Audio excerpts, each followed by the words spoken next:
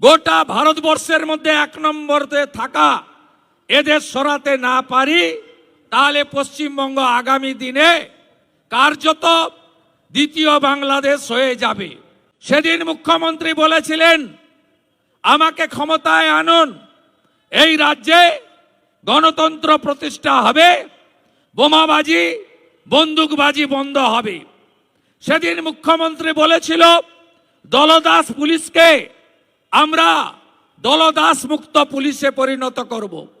সেদিন বিরোধী নেত্রী, আজকের মুখ্যমন্ত্রী বলেছিলেন সেদিন যে আমাকে ক্ষমতায় আনুন, ডবল ডবল চাকরি দেব এবং 6 মাসের মধ্যে শিল্প কি করে করতে হয় আমি করে দেখাবো।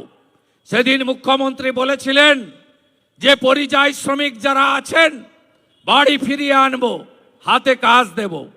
সেদিন মুখ্যমন্ত্রী বিরোধী নেত্রী বলেছিলেন, আজকের মুখ্যমন্ত্রী সেদিনের বিরোধী নেত্রী, নারী সুরক্ষা দেব, চম্পলা সর্দার, ফেলানি বসাক এবং তাপসী মালিকদের উপরে যে অত্যাচার হয়েছে তার আমি সুবিচার পাইয়ে দেব।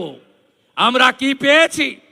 11তে এসে টাটাকে তাড়িয়েছে, 16তে এসে চাকরি বিক্রি করেছে, আর এবারে যদি আসতে পারে মুর্শিদাবাদের ধুলিয়ানের মতো হিন্দুদের পলায়ন হতে বাধ্য হবে। এটাই হলো বর্তমান অবস্থা। সব শিল্প উঠে চলে গেছে এই মুখ্যমন্ত্রীর আমলে। এই মুখ্যমন্ত্রীর আমলে শিক্ষার বেহাল দশা।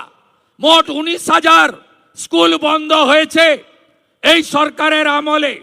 এই সরকারের আমলে আপনারা যারা শহরে থাকেন, আধা শহরে থাকেন, যারা একটু অর্থ রোজগার করেন, তাদের কোনো বাড়ির বাচ্চাকে আপনারা সরকারি স্কুলে দিচ্ছেন না, সেন্ট্রাল বোর্ডের স্কুলে দিচ্ছেন।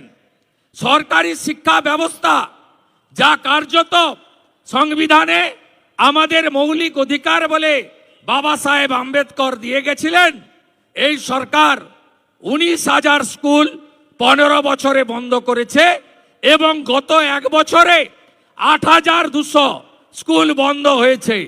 তৃণমূলের ছাত্র নেতা, কানে দুল, লাল চুল, হাতে আইফোন, পায়ে লোটো জুতো, 10টা আঙ্গুলে 12টা আংটি, তারা হচ্ছেন তৃণমূলের নেতা। এদেরকে বলা হয় লাল চুল, কানে দুল, যুবা তৃণমূল। এরা আজকে দখল করে রেখেছে কলেজের মধ্যে ছাত্রীদের শ্লীলতাহানি, এমনকি কসবা ল কলেজে ছাত্রীকে ধর্ষণ পর্যন্ত করা হয়েছে। ছাত্র সংসদগুলোকে বন্ধ রাখতে বলেছেন। ছাত্র সংসদের ফি আদায় হয় কেন?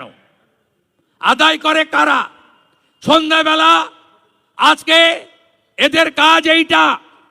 এরা পড়াশোনা করে না, গোটা ব্যবস্থাটাকে নষ্ট করে দিয়েছে এরা। তাই শিল্প নেই, শিক্ষা নেই, কৃষকরা ফসলের ন্যায্য দাম পায় না, এই রাজ্যে নারী সুরক্ষাও নেই।